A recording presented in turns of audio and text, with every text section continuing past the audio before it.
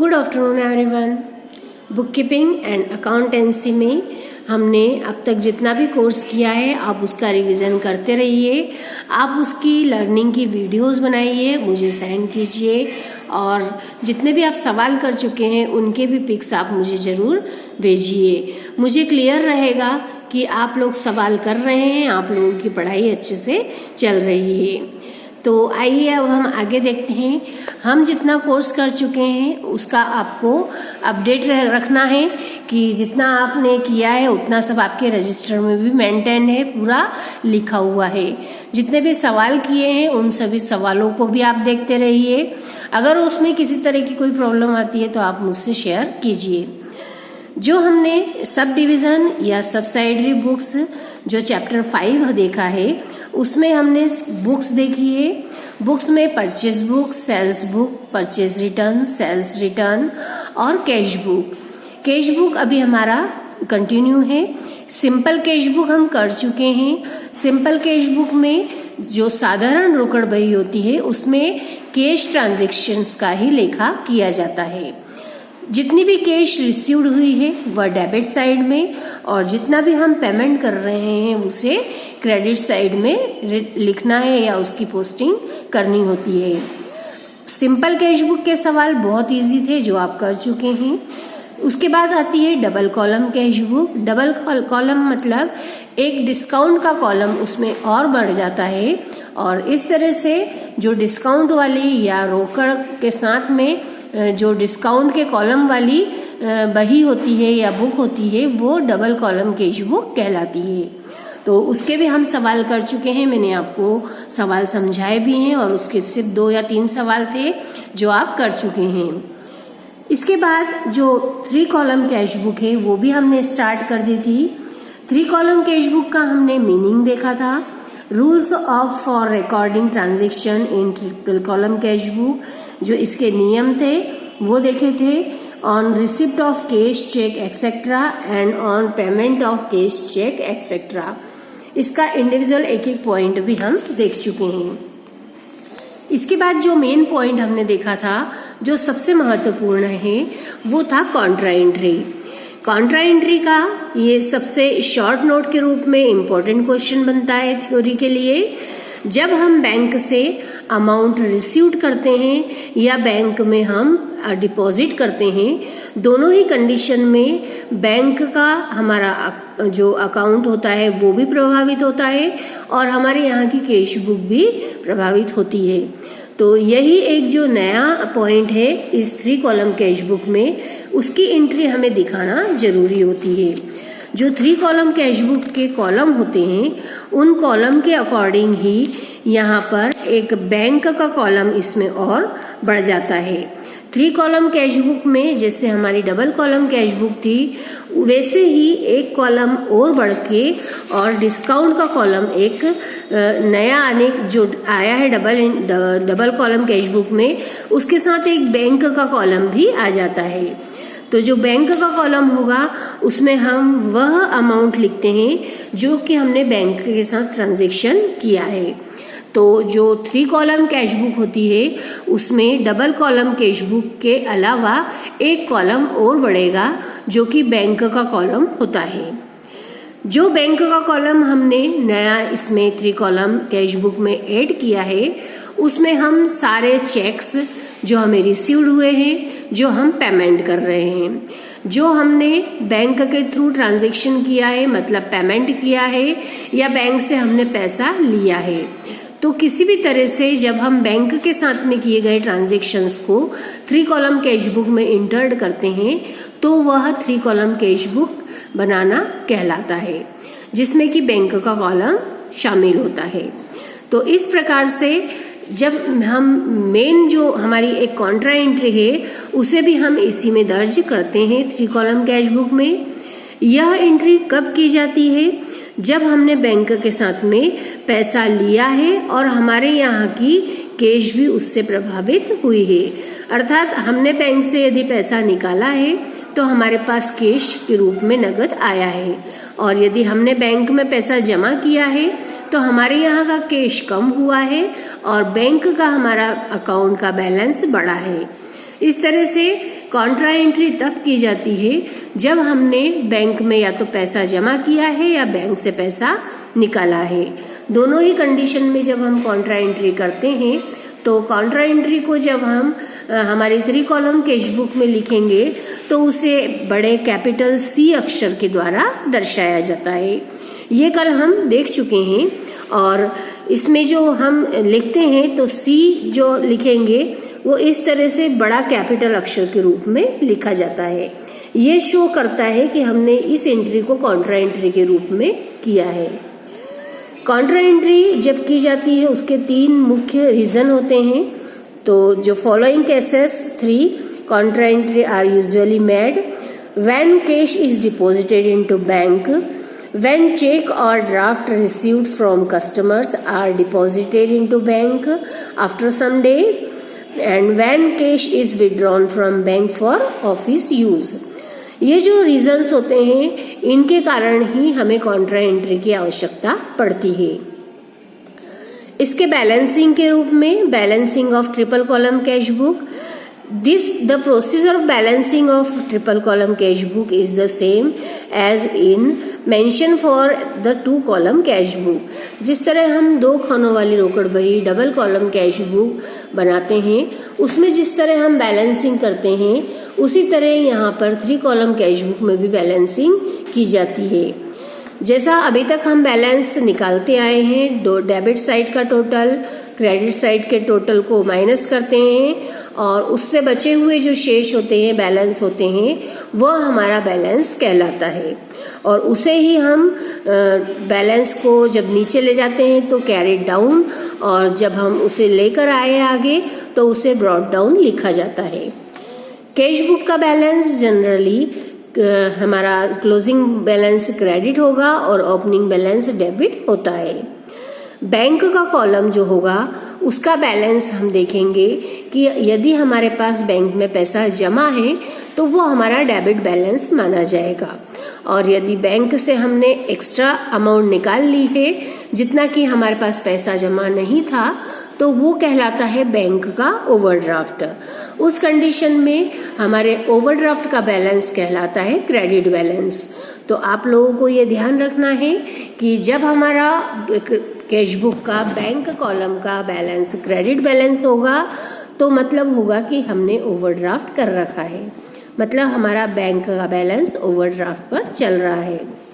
Overdraft क्या होता है यह हमने टर्मिनोलॉजी में देखा है। बैंक अधिविकर्ष, बैंक अधिविकर्ष जो होगा वह जब हम बैंक में जितना हमारा अमाउंट जमा है उससे अधिक हमने बैंक से निकाल लिया। बैंक के द्वारा अपने व्यापारियों को यह सुविधा दी जाती है कि उनके दिन भर के कई ट्रांजैक्शन होते हैं, बहुत सी अमाउंट ऐसी होती है जो यूजुअली डिपॉजिट भी होती है और विड्रॉ भी की जाती है। तो एक व्यापारी की साख उस पर भी डिपेंड करती है कि उसके यहाँ कितने समय तक विड्रॉल जो बैंक से विड्रॉ किया जाता है पैसा और जमा कम समय में किया जाता है, तो वो उसकी गुडविल को भी प्रभावित करता है। बैंक का जो ओवरड्राफ्ट होता है वो बैंक के द्वारा व्यापारी को दी जाने वाली ऐसी सुविधा है जो कि उसकी साख पर भी डिपेंड करती है। यदि उनके यहाँ ओवरड्राफ्ट काफी कम समय के लिए ही होता है और ज्यादातर उनके यहाँ बैंक का बैलेंस डेबिट बैलेंस होता है तो उस गुडविल के आधार पर व्यापारी अपने अमाउंट को एक ऐसी अमाउंट रखता है बैंक में जो कि वो कभी भी नहीं निकालता और उसे ही वह बढ़ाता और घटाता रहता है। तो ऐसी अमाउंट व्यापारी को रखनी चाहिए जिससे कि उसकी गुडविल बनी रहे। लेकिन कई बार ऐसी व्यापारी की स्थिति होती है कि कुछ समय के लिए उसे वह अमाउंट भी निकालना पड़े, मतलब बैंक में उसका कुछ भी पैसा जमा न रहे। तो ऐसी स्थिति में बैंक यह सुविधा देती है कि आप कुछ समय के लिए बैंक से एक्सेस अमाउंट ले लीजिए, लेकिन उस पर बैंक के द्वारा ब्याज लगाया जाएगा। तो वो जो बैंक से एक्स्ट्रा पैसा निकालता है व्यापारी, वह ओवरड्राफ्ट की अमाउंट या अधिविकर्ष की राशि कहलाती है। तो इस अधिविकर्ष की राशि को बैंक के द्वारा कुछ समय के लिए ही उस पे इंटरेस्ट भी लगाया जाता है जितने समय के लिए वह अधिविकर्ष बैंक में रह रहा है। तो ये जो ओवरड्राफ्ट की सुविधा है यह व्यापारी के लिए, उसके व्यापार संचालन के लिए जरूरी होती है, इसलिए वह यह सुविधा बैंक से लेकर रखते हैं। तो अब इस तरह से ये मैंने आपको ओवरड्राफ्ट समझाया। इसमें posting of transaction to ledger दिया हुआ है। अभी हम इसकी पोस्टिंग लेजर में नहीं करेंगे, इसलिए इस पॉइंट को हम स्किप करते हैं। इसका जो एक एग्जाम्पल मैंने आपको कल बताया था, example number 13, record the following transaction in 3 column cash book of Akhilesh brothers and post the same into ledger. Akhilesh brothers की 3 कॉलम कैश बुक में जितने भी ट्रांजेक्शन दिए हुए हैं यहाँ उन्हें दर्ज करना है या उसकी एंट्री करना है।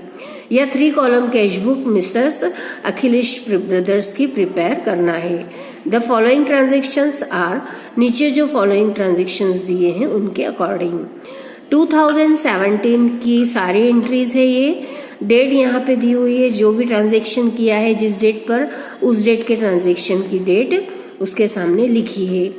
तो ये एग्जाम्पल मैंने आपको देखने के लिए कल होमवर्क में दिया था और कहा था कि इस एग्जाम्पल को आप यहाँ पर देखेंगे और इसके हिसाब से ही आपको फिर आगे के सवाल भी करने हैं।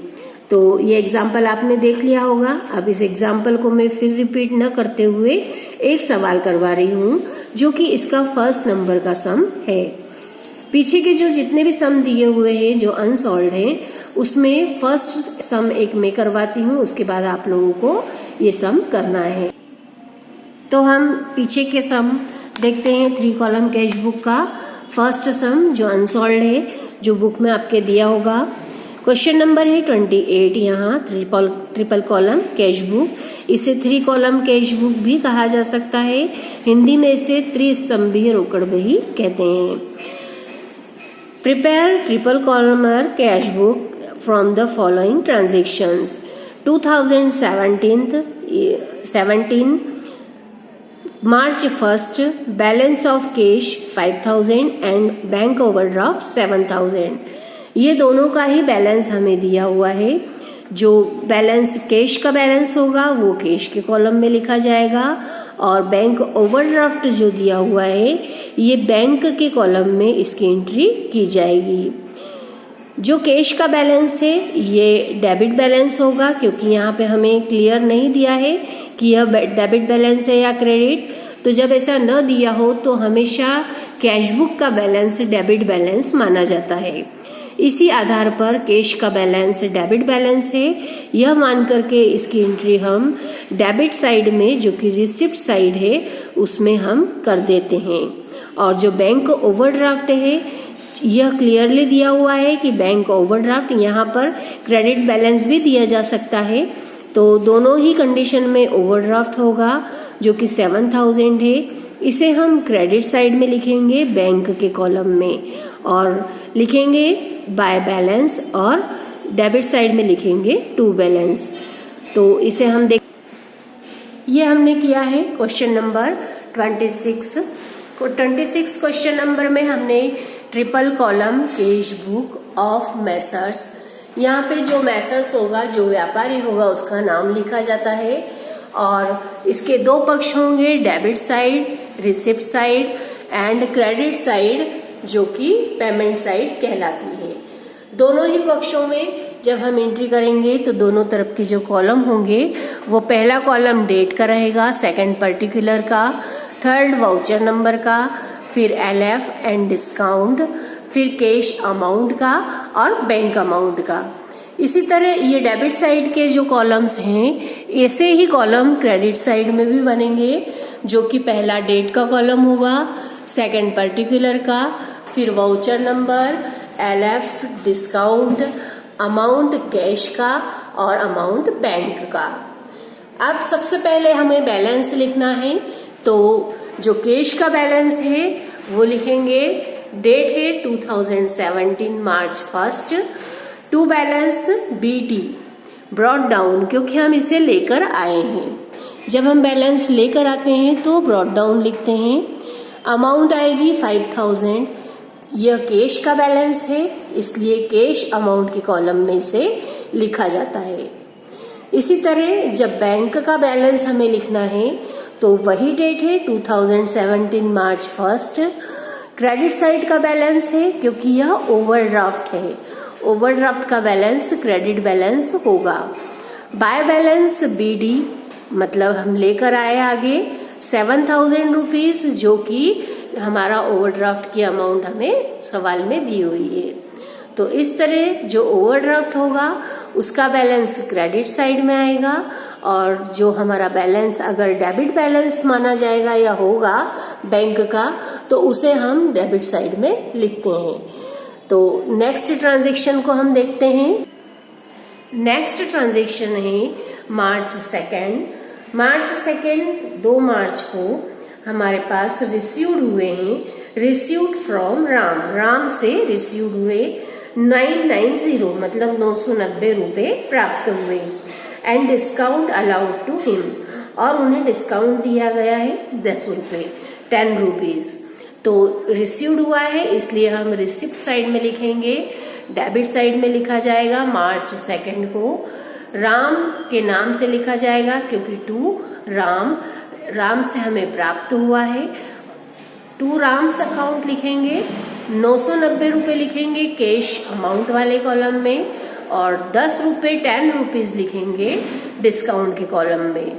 इस तरह से 1000 का पूरा राम से हमने क्या किया था, माल, राम को माल बेचा था। तो उससे हमें 990 रुपए तो कैश रिसीव्ड हुए और 10 रुपए उसे हमने डिस्काउंट दिया है। तो इस तरह से ये सेकंड ट्रांजैक्शन की भी एंट्री हमने कर ली। थर्ड ट्रांजैक्शन होगा मार्च 7 को। 7 मार्च को sold goods for cash to Ram, Ram को हमने नगद माल बेचा। माल बेचा है तो हमने क्या किया है, कैश रिसीव्ड की है। कैश रिसीव्ड होती है तो उसे हम डेबिट साइड में लिखते हैं कैश बुक में। कैश बुक में हम डेबिट साइड में लिखेंगे माल बेचा तो सेल्स। इसकी डेट आएगी मार्च 7, तो मार्च 7 को to sales account 500 rupees cash amount के कॉलम में लिखेंगे। नेक्स्ट ट्रांजैक्शन जो होगा वो होगा मार्च 10 मार्च को received cheque from Mohan, Mohan से एक चेक प्राप्त हुआ।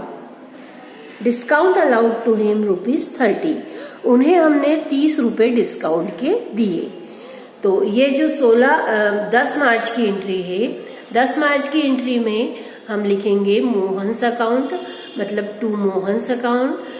जो 720 रुपए का चेक प्राप्त हुआ है यह हमें अभी कैश के रूप में हमारे पास मिला है, अर्थात जब इसे हम बैंक में भेजेंगे तो इसे हम बैंक के कॉलम में अमाउंट इसकी डालेंगे। लेकिन अभी यहाँ हमें कोई भी सूचना नहीं दी है कि इसे हमने बैंक में डाला है, इसलिए इसे कैश के कॉलम में ही कैश के रूप में हमारे पास रखेंगे। तो 720 रुपए कैश मान करके और हमने उसे कैश के कॉलम में एंट्री की है, और 30 रुपीज डिस्काउंट हमने उन्हें दिया है। तो इस तरह से मोहन के साथ जो 10 तारीख का ट्रांजैक्शन में उसमें 720 का चेक प्राप्त हुआ और 30 रुपए उन्हें डिस्काउंट के दिए। तो इस तरह से ये एंट्री हम कर देते हैं। नेक्स्ट एंट्री होगी मार्च 16 की। मार्च 16 को withdraw cash from bank for office expenses के लिए या ऑफिस में यूज के लिए हमने बैंक से पैसा निकाला।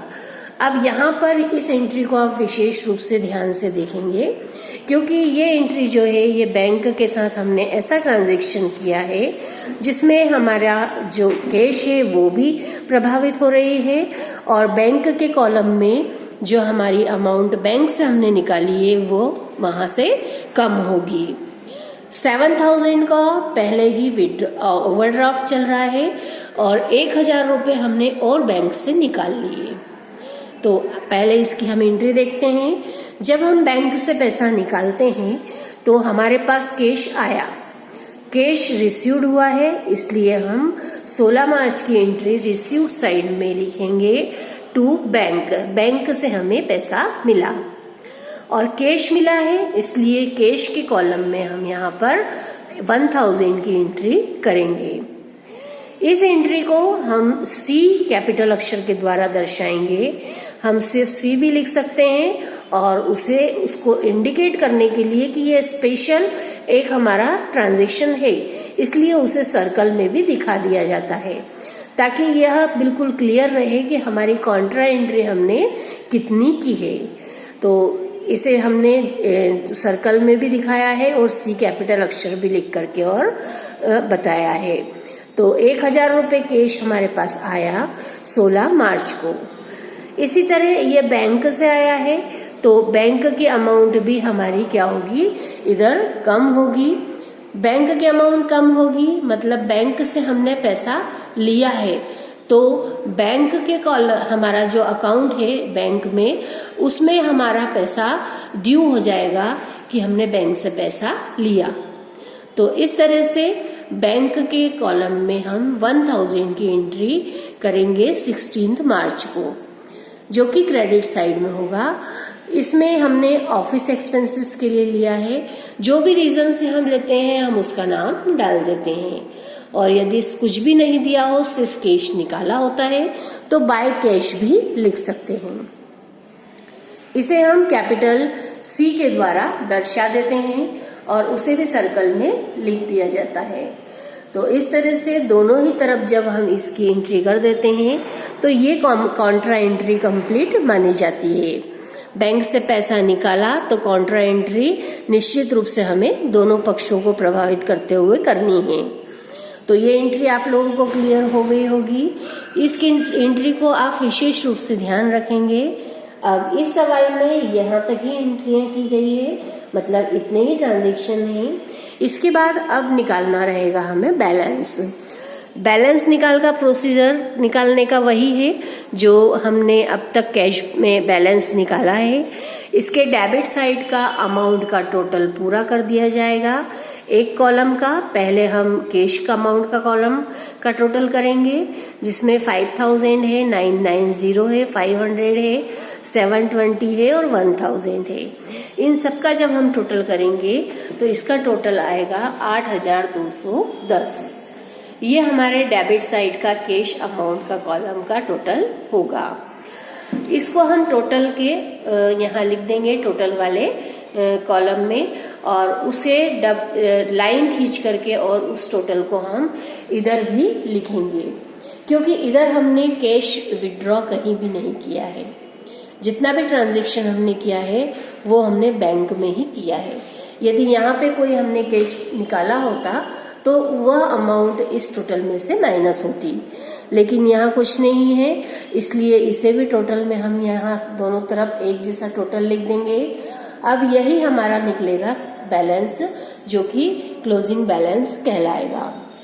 मतलब 8210 रुपये हमारे पास अभी कैश बिजनेस में हैं। तो यह जो क्लोजिंग बैलेंस निकलेगा, यही बैलेंस हमारा बनेगा ओपनिंग बैलेंस। ये अभी हम सिर्फ कैश कॉलम की बात कर रहे हैं। तो कैश कॉलम का closing balance CD, opening balance April 1 को टू बैलेंस BD होगा 8210 रुपये। ये भी कैश के कॉलम में ही लिखा जाएगा। अब हम बैंक के कॉलम की बात करते हैं। बैंक के कॉलम में डेबिट साइड में हमने कुछ भी जमा नहीं किया। बैंक में हम यदि कोई अमाउंट जमा करते हैं तो हम यहाँ डेबिट साइड में उसकी एंट्री करते हैं, मतलब उस अमाउंट को हम बैंक के कॉलम में लिखते हैं। लेकिन कैश यहाँ पर क्रेडिट साइड में हमने 7000 का हमारे पास ऑलरेडी ओवरड्राफ्ट का बैलेंस है और 1000 हमने और बैंक से निकाल लिया।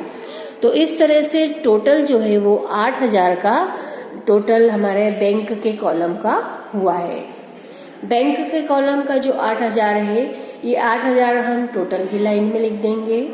ये जो हमने टोटल की लाइन में लिखा है, ये हमारा बैलेंस होगा, जो कि हमारा डेबिट साइड का बैलेंस होगा, क्योंकि डेबिट साइड में कुछ भी हमारे पास अभी अमाउंट जमा नहीं है।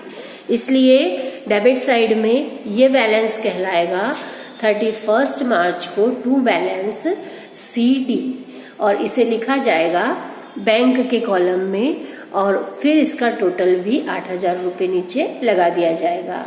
इस तरह से कैश का बैलेंस और बैंक का दोनों का ही टोटल हमने लिख दिया है। और इस बैलेंस को जो 8,000 रुपये हमारे बैंक के कॉलम का आया है उसे हम ट्रांसफ़र करेंगे अगले महीने, जो कि हम क्रेडिट साइड में करेंगे। अप्रैल 1 जो 31 मार्च के बाद आता है फर्स्ट डे, उसे जो क्रेडिट साइड में लिखा जाएगा तो लिखेंगे हम बाय बैलेंस। इस प्रकार जो क्रेडिट हमारा बैलेंस निकला है ओपनिंग बैलेंस, वो बाय बैलेंस CBD लिखा जाएगा। और 8,000 रुपये जो बैंक का कॉलम है उस कॉलम में हम लिख देंगे। तो नेक्स्ट मंथ हमें वही बैलेंस 8,000 मिला जो हमें पिछले महीने में 7,000 रुपये मिला था। अब इस मंथ में, इस महीने में अप्रैल में जो भी ट्रांजैक्शंस होंगे वो इसके नीचे लिख दिए जाते हैं। लेकिन यहाँ पे हमारा ये सवाल कंप्लीट हुआ है, सारे ट्रांजैक्शन की एंट्री हमने कर दी है, इसलिए इस सवाल को हम एक पूरी लाइन खींच करके और पूरे सवाल को बंद कर देते हैं। तो इस तरह से ये होते हैं 3 कॉलम कैश बुक के सम। ये जो एक सम हमने किया है इसके जैसे ही आपको आगे के सवाल करना है। जब आप एग्जाम्पल देख लेंगे और ये सवाल को करके देखेंगे तो आपको आगे के सवाल करने में बहुत आसानी होगी। उन सवालों को आप बहुत अच्छे से कर पाएंगे और कॉन्ट्रा एंट्री को भी समझेंगे और उसे भी आप आसानी से करेंगे। जब भी आपको क्रेडिट बैलेंस दिया हो तो वो ओवरड्राफ्ट माना जाएगा, ये आपको विशेष रूप से ध्यान रखना है, जो कि बैंक के कॉलम का बैलेंस होता है। और जो डेबिट बैलेंस होगा वो कैश बुक का होता है, क्योंकि कैश बुक में हमेशा डेबिट बैलेंस ही ओपनिंग बैलेंस होगा, ऐसा माना जाता है। इसका ये रीज़न है कि बिजनेस में कैश हमेशा रहता है, कभी भी कैश खत्म नहीं होता। यह मान्यता पर आधारित रह करके और कैश का बैलेंस डेबिट बैलेंस माना जाता है। तो इस प्रकार से जो आपने ये सवाल देखा है इसके जैसे ही आपको आगे के सवाल भी करने हैं। इसके सवाल एक 29 नंबर जो इसके नेक्स्ट भी दिया हुआ है और 30 नंबर 31, मतलब इस तरह के आपके इसमें हो सकता है नंबर कोई दूसरे हो क्वेश्चन के, लेकिन इसके आगे के जितने भी सम हैं वो आपको कंप्लीट करना है और उसको कंप्लीट करने के बाद उसकी फोटोज आप मुझे भेजेंगे। आपके रजिस्टर में यदि ये सिंपल कॉलम जितने भी 3 कॉलम हैं ये अगर सीधी कॉपी में नहीं बन पाते हैं तो आप कॉपी को ऐसी आड़ी करके या तिरछी करके भी उसके जो आपको स्पेस ज़्यादा मिल जाती है तो उसमें भी आप इस तरह के सवाल कर सकते हैं, क्योंकि उसमें आपको कॉलम के लिए ज़्यादा जगह मिल जाएगी। तो जिस तरह से आप चाहें उस तरह से आप इन सवालों के कॉलम बना करके और इन सवालों को कंप्लीट कीजिए और इनके फोटोज़ मुझे सेंड कीजिए। ये सवाल करते हुए यदि आपको किसी भी तरह की कोई प्रॉब्लम आती है, कोई पॉइंट क्लियर नहीं होता है, किसी अमाउंट के बारे में आपको कोई डाउट है, कुछ कैलकुलेशन नहीं आती है, तो किसी भी तरह की कोई प्रॉब्लम आए तो निश्चित रूप से आप मुझे कॉल करेंगे। आप निश्चित रूप से मुझे सबसे पहले व्हाट्सएप पर मैसेज दे करके और अपनी प्रॉब्लम को सॉल्व करेंगे और उसके बाद ही नेक्स्ट उसकी स्टेप करेंगे और उन सवालों को पूर्ण करेंगे। आपकी ओर से रिस्पॉन्स ज़रूर आना चाहिए। आप सवाल करें और उसके फ़ोटोज़ मुझे भेजें। जो आपकी इसकी थ्योरी की लर्निंग करते हैं, थ्योरी की लर्निंग करते हुए भी आप अपनी वीडियोस बनाइए और मुझे भेजिए। मैं हर वीडियो में आपको यही बात बोलती हूँ, लेकिन आप लोगों की ओर से कोई रिस्पॉन्स नहीं आता है। इसलिए आप अलर्ट रहें, आप इस बात को ध्यान रखें कि आप जो स्टडी करेंगे उसमें यदि आपको किसी तरह की प्रॉब्लम आई है तो अगर आप चुपचाप बैठे रहेंगे तो आपकी वो प्रॉब्लम कभी भी सॉल्व नहीं होगी, जब तक कि आप उसे इनिशिएटिव लेकर के और अपनी प्रॉब्लम को शेयर नहीं करेंगे। आप लोग यदि कोचिंग जाते हैं तो कोचिंग में भी आप सवालों को पूर्ण कर लेते हैं, लेकिन उसे समझ करके और जब आपको नया सवाल दिया जाए तो आप कर पाएँ ऐसा कॉन्फिडेंस नहीं आ पाता है। इसलिए सवालों को कभी भी देखकर न करें। जितना खुद सवाल सॉल्व करेंगे तो आपको ज़्यादा कॉन्फिडेंस रहेगा कि हमने ये सवाल किया है। आप सारे कंसेप्ट को समझ पाएंगे और समझे हुए सवाल कभी भी नहीं भूलेंगे। यदि आपने किसी सहेली का या किसी फ्रेंड का सवाल देख करके उसे कंप्लीट वैसा के वैसा उतार लिया है और सोचा है कि बाद में इसे समझ लेंगे, तो इस तरह की भूल न करें। आप अपने खुद सवाल करें, खुद करेंगे तभी आप अपने सवालों को पूर्णतः समझ पाएंगे। तो आप लोग तुरंत अपने सवालों को कंप्लीट कीजिए और मुझे उसकी फोटोज भेजिए।